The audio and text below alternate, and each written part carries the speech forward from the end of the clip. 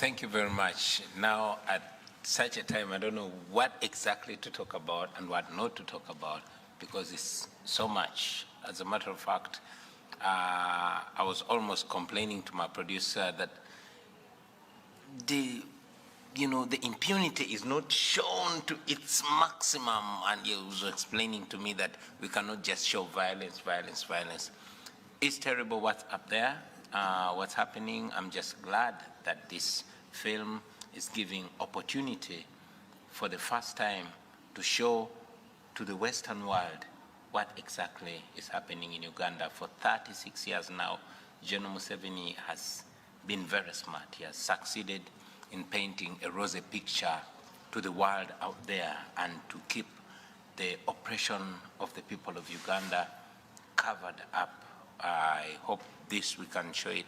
Of course, while I speak here, many of my friends are missing, many others are in prison, and many are underground, killed by the regime. So apart from the questions that you will ask me and I'll be answering one by one, I don't know where to start and where to end. Ecco, allora una delle domande è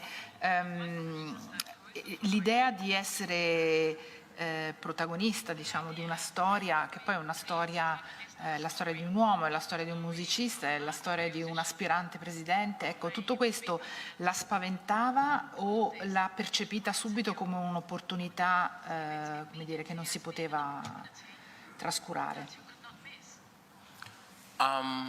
For me, it was neither a choice nor an opportunity. I did not get into this because I was brave. No, I keep getting scared every now and then. There was no option, you know. While I know that it's dangerous to be doing this, there's one thing that is more dangerous, doing nothing at all. The danger now is focused on me and the people that dare to support the ideals that I represent. But there's a bigger danger for people out there that are voiceless and need somebody to speak out for them. So I've been keeping away from politics for a long time, and I was comfortable. Back home it's comfortable not to think. The safest thing is to ignore the injustices that are ongoing. Unfortunately, I come from the ghetto, and I knew that if I don't rise to the occasion to represent these people, then nobody would, especially in this time where all the intellectuals, all the professionals are feeling safer, not antagonizing the regime, carrying on their comfortable lives, and hoping that maybe a miracle will happen. I didn't believe in miracles like I don't believe in them now, and I believe that we had to do something about it. Mm-hmm. Yeah.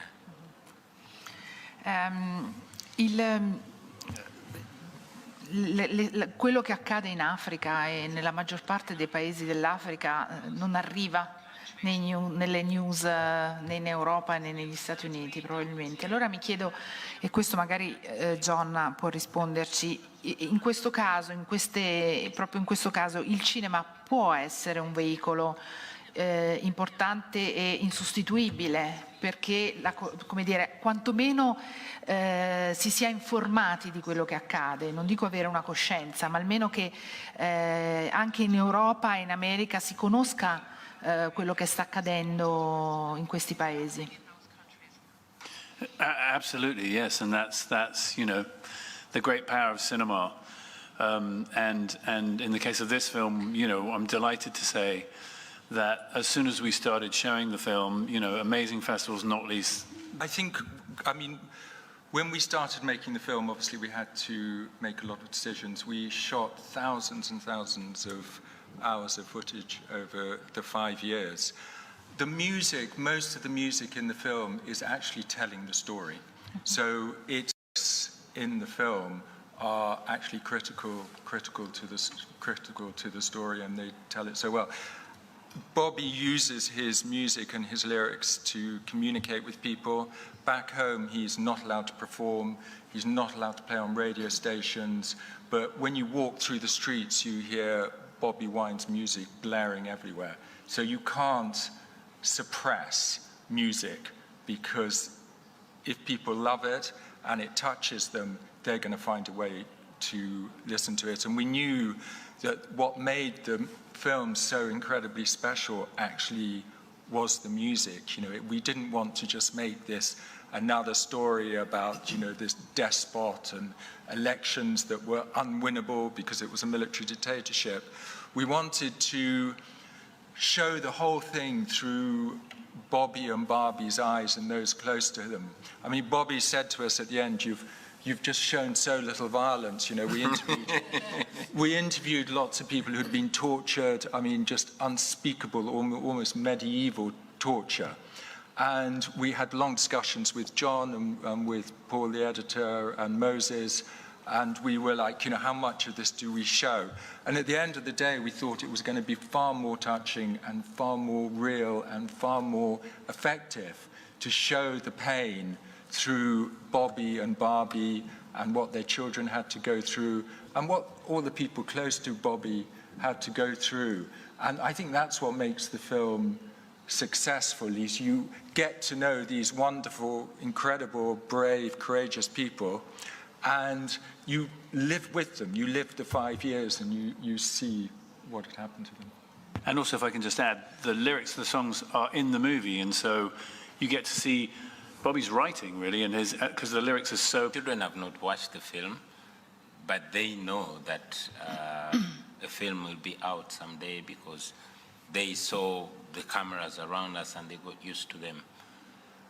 I don't know what my children think, but what I have taught them to understand is that everything is real. And in the beginning, my wife tried to keep this violence, this oppression away from the children, until my wife and I agreed that this is part of us.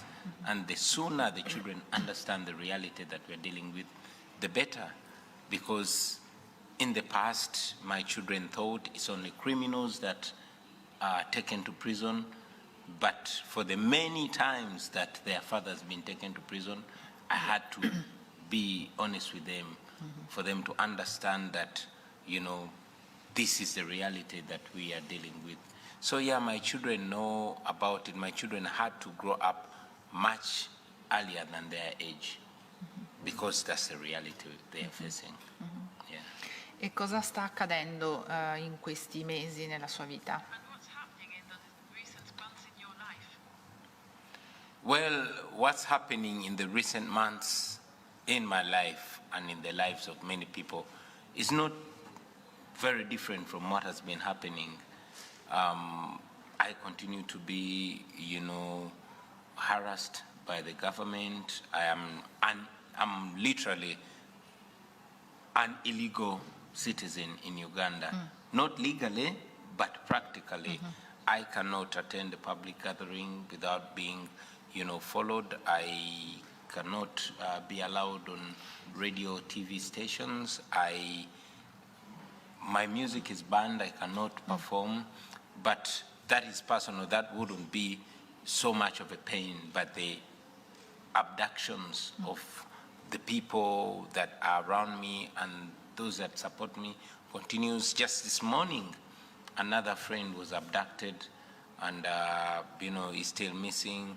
The, you know, extrajudicial killings continue, although now there's a big effort to gag the media. The local media does not talk about it. It is social media that talks about it, which social media is also, you know, gagged. Facebook is banned in Uganda by the president. And, you know, there's every effort to silence not just me, but all voices of dissent in Uganda. The oppression continues, the violence continues, the state-sanctioned abductions continue. The situation continues, although there's much less attention of international media to Uganda since the end of the election. But the government continues